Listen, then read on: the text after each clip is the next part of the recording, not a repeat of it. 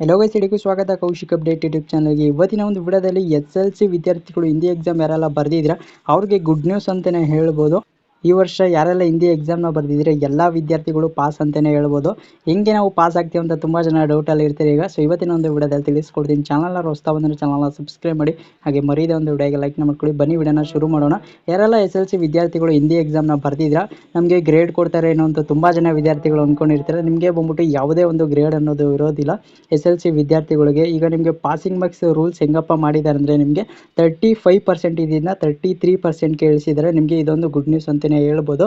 ನಿಮಗೆ internal plus ನಿಮಗೆ external marks ತೆಗೆದ್ರೆ ನೀವು ಎಕ್ಸಾಮಲ್ಲಿ ನೀವು ಪಾಸ್ ಆಗ್ತೀರಾ. ಹೋದ ವರ್ಷ ಎಲ್ಲ ಹೆಂಗಿತ್ತಪ್ಪ ಅಂದರೆ ನಿಮಗೆ ಹಿಂದಿ ಎಕ್ಸಾಮಲ್ಲಿ ಯಾವುದೇ ಒಂದು ಎಕ್ಸಾಮ್ ಆಗ್ಬೋದು, SLCಲಿ ಬಂದ್ಬಿಟ್ಟು ನಿಮಗೆ ಥಿಯರಿ ಎಕ್ಸಾಮಲ್ಲಿ ಬಂದ್ಬಿಟ್ಟು ನೀವು ಏನು 80 ಮಾರ್ಕ್ಸ್ಗೆ ಬರೀತಾರ ಥಿಯರಿ ಎಕ್ಸಾಮಲ್ಲಿ ಬಂದ್ಬಿಟ್ಟು ನೀವು 80 ಮಾರ್ಕ್ಸ್ ಇಷ್ಟು ಮಾರ್ಕ್ಸ್ ತೆಗಿಲೇಬೇಕಂತ ರೂಲ್ಸ್ ಇತ್ತು. ಅಂದರೆ 80ಕ್ಕೆ ಬಂದ್ಬಿಟ್ಟು ನೀವು 28, 29 ಹಿಂಗೆ ತೆಗಿಬೇಕಂತ ರೂಲ್ಸ್ ಇತ್ತು. ಅದನ್ನೇನಾರು ನೀವು ತೆಗೆದೇ ಹೋಯ್ತು ಅಂದರೆ ನೀವು ಆ ಒಂದು ಸಬ್ಜೆಕ್ಟಲ್ಲಿ ಫೇಲ್ ಆಗ್ತಿದ್ರೆ.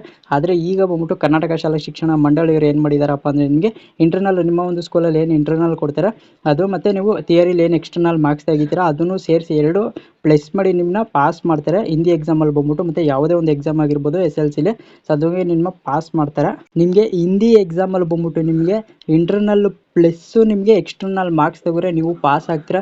ಇಂಟರ್ನಲ್ ಮಾರ್ಕ್ಸ್ ಬಂದ್ಬಿಟ್ಟು ನಿಮಗೆ ಸ್ಕೂಲಲ್ಲಿ ಬಂದ್ಬಿಟ್ಟು ನಿಮಗೆ ಹಿಂದಿಲಿ ಬಂದ್ಬಿಟ್ಟು ನಿಮಗೆ ಇಂಟರ್ನಲ್ ಮಾರ್ಕ್ಸ್ ಬಂದ್ಬಿಟ್ಟು ನಿಮಗೆ 20 ಇರುತ್ತೆ ಅಂದ್ಕೊಳ್ಳಿ. ನೀವು ಮಾಮೂಲಿ ಥಿಯರಿ ಎಕ್ಸಾಮಲ್ಲಿ ಬಂದ್ಬಿಟ್ಟು ನೀವು ಮಾಮೂಲಿ ಒಂದು 15 ತೆಗೆದ್ರೆ ಸಾಕು. 15, 20 ಪ್ಲಸ್ ಎಷ್ಟಾಯಿತು 35 ಆಗುತ್ತೆ. 35 ನಿಮಗೆ 33% ಅಲ್ಲೇ ಬಂದ್ಬಿಡುತ್ತೆ.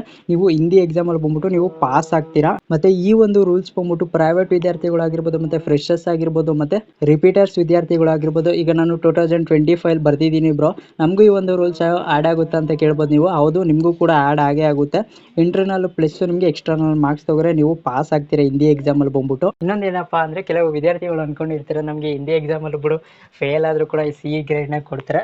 ನಿಮಗೆ ಗ್ರೇಡು ಇತ್ತಲ್ವ, ಅವಾಗ ಹೇಳ್ತಾರೆ ನಾನು ನಿಮಗೆ ABC ಗ್ರೇಡ್ನ ಆ್ಯಡ್ ಮಾಡಿದ್ರಲ್ವ ಈ ಒಂದು ಕೆಲವು ಹಿಂದೆಗಳ ದಿನ ಕರ್ನಾಟಕ ಶಾಲಾ ಶಿಕ್ಷಣ ಮಂಡಳಿಯವರು. ನಿಮಗೆ ಪಾಸಿಂಗ್ ಮಾರ್ಕ್ಸ್ನ ಬಿಟ್ಬಿಟ್ಟು ನಿಮಗೆ ಅದನ್ನು ಕೊಡಲ್ಲ, ಮಾಮೂಲಿ ಗ್ರೇಡ್ನ ಕೊಡ್ತೀವಿ ಅಂತ ಹೇಳಿದರು. ಅವಾಗ ಬಂದ್ಬಿಟ್ಟು ತುಂಬ ಜನ ವಿದ್ಯಾರ್ಥಿಗಳಿಗೆ ಒಂದು ಖುಷಿ ಇತ್ತು. ಏನಪ್ಪ ಅಂದರೆ ಬಿಡು ನಾವು ಫೇಲ್ ಆದರೂ ಕೂಡ C ಗ್ರೇಡ್ನೇ ಕೊಡ್ತಾರೆ, ಹಿಂದಿ ಎಕ್ಸಾಮ್ ಬಗ್ಗೆ ತಲೆನೇ ಕೆಡಿಸ್ಕೋದು, ಏನು ಬರೆದ್ರು ವೇಸ್ಟು ಬರೆದೇನು ವೇಸ್ಟ್ ಅಂತ ತುಂಬ ಜನ ವಿದ್ಯಾರ್ಥಿಗಳು ಅಂದ್ಕೊಂಡಿರ್ತಾರೆ.